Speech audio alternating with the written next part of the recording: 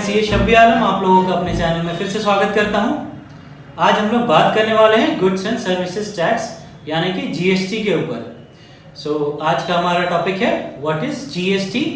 और अगर आप एक बिजनेसमैन या फिर सर्विस प्रोवाइडर या फिर एक प्रोफेशनल हैं तो आपके मन में जो सबसे पहला सवाल आता है कि क्या आपको खुद को जीएसटी के अंदर रजिस्टर करने की ज़रूरत है या नहीं। तो चलिए आज का वीडियो शुरू करते हैं। शुरू करने से पहले मैं आप लोगों से रिक्वेस्ट करना चाहूँगा कि वीडियो को एंड तक देखें और अगर आपको मेरे वीडियोस पसंद आ रहे हों तो लाइक शेयर सब्सक्राइब ज़रूर करें। So what is GST? Simple words में कहा जाए तो गुड्स एंड सर्विसेज टैक्स एक इनडायरेक्ट टैक्स है जो कि गुड्स और सर्विसेज के सप्लाई के ऊपर इम्पोज किया जाता है। तो दूसरा इंपॉर्टेंट सवाल ये है कि हमारी खुद को जीएसटी में रजिस्टर करने की लायबिलिटी कब अराइज होती है।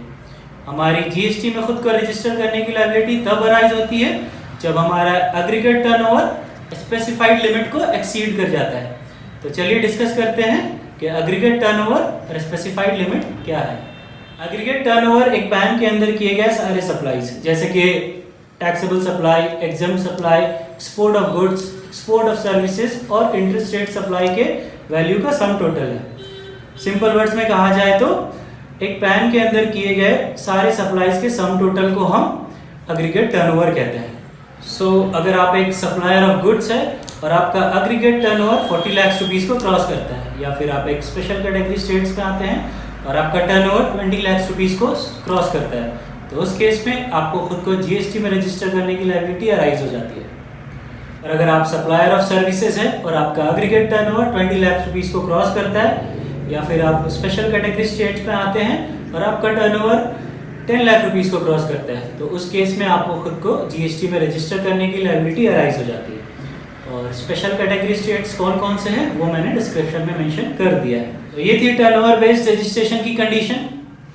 इसके अलावा कुछ कैटेगरी ऑफ पर्संस को कंपल्सरीली जीएसटी में खुद को रजिस्टर करने की रिक्वायरमेंट है चाहे उनका टर्नओवर 40 लाख और 20 लाख रुपीस से कम ही क्यों ना हो। तो चलिए डिस्कस करते हैं those category of persons which are compulsorily required to get themselves registered under GST. First category is every person who is already registered under an earlier law. अगर आप एक्साइज, वैट या फिर सर्विस टैक्स में already registered थे तो आपको GST के अंदर रजिस्ट्रेशन लेना मैंडेटरी है। दूसरा, अगर आप एक स्टेट से दूसरे स्टेट में टैक्सेबल सप्लाई कर रहे हैं तो आपको जीएसटी के अंदर रजिस्ट्रेशन लेना कंपलसरी है। Third category is casual taxable persons. अगर आप ओकेजनली गुड्स एंड सर्विसेज के सप्लाई में इन्वॉल्व है और आपका कोई फिक्स स्पेस ऑफ बिजनेस नहीं है then you are a casual taxable person और आपको जीएसटी के अंदर रजिस्ट्रेशन लेना मैंडेटरी है। फॉर एग्जाम्पल, अगर आपको दिल्ली में लगे एक बिजनेस फेयर में पार्टिसिपेट करना है और आपके पास दिल्ली के अंदर कोई फिक्स प्लेस ऑफ बिजनेस नहीं है, इन दैट केस आपको दिल्ली में जीएसटी रजिस्ट्रेशन लेना मैंडेटरी है। Fourth category is non resident taxable person. अगर आप एक नॉन रेसिडेंट है और इंडिया के अंदर आप supply of goods and services में इन्वॉल्व है और इंडिया में आपका कोई फिक्स प्लेस ऑफ बिजनेस नहीं है so in that case you are compulsorily required to get yourself registered under GST. Fifth category is those person paying taxes under reverse charge mechanism. अगर आपकी reverse charge में tax पे करने की liability है तो आपको जीएसटी के अंदर रजिस्ट्रेशन लेना कंपलसरी है।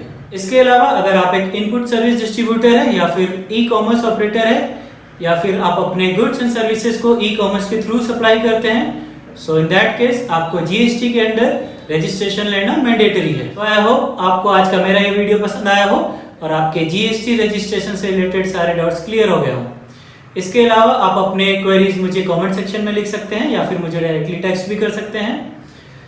ज़्यादा जानकारी के लिए आप मुझे फेसबुक और इंस्टाग्राम पे भी फॉलो कर सकते हैं जिसका लिंक मैंने डिस्क्रिप्शन में डाल दिया है। तो मिलते हैं अगले वीडियो में एक नए टॉपिक के साथ।